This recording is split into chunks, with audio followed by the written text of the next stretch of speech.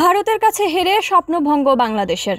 Batting ব্যর্থতায় প্রথমবার আয়োজিত মেয়েদের অনূর্ধ্ব-19 এশিয়া কাপে শিরোপার স্বপ্নভঙ্গ হয়েছে বাংলাদেশের। ছেলেদের বয়সভিত্তিক এই টুর্নামেন্টের পর নারী এশিয়া কাপের ফাইনালেও বাংলাদেশ ভারত মুখোমুখি হয়েছিল, যেখানে ভারতের দেয়া 118 রানের লক্ষ্য তাড়ায় টাইগ্রেসরা মাত্র 76 রানে গুটিয়ে গেছে।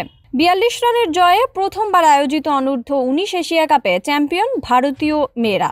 কুয়ালালামপুরের বায়োমাস স্টেডিয়ামে আজ রবিবার শিরোপা নির্ধারণী ফাইনালে টসে জিতে আগে ফিল্ডিং নিয়েছিল বাংলাদেশের যুব টাইগ্রেসরা।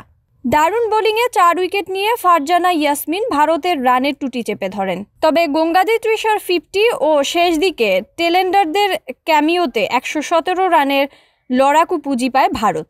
অন্যদিকে বাংলাদেশের কেবল 2 ব্যাটার 2 অঙ্কের ঘর ছুঁতে পেরেছেন। এর মধ্যে সর্বোচ্চ 22 রান করেন জুয়াইরিয়া ফেরদৌস। এছাড়া ওপেনার ফাহমিদা ছোয়া 18 রান করেছেন।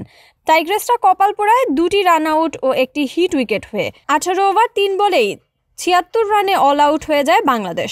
অর্থাৎ এশিয়ান শ্রেষ্ঠত্বের প্রথম আসরে যুব টাইগ্রেসরা রানার্স আপ। বিপরীতে ভারতের হয়ে সর্বোচ্চ 3 উইকেট নিয়েছিল আয়ুষী শুক্লা। এছাড়া পারুনিকা সিসোদিয়া 2 এবং জশিথা 1 উইকেট শিকার করেন।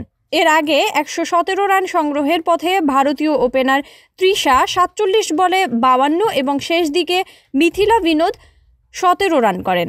বাংলাদেশের পক্ষে সর্বোচ্চ 4 উইকেট নেন পেসার ফারজানা ইয়াসমিন।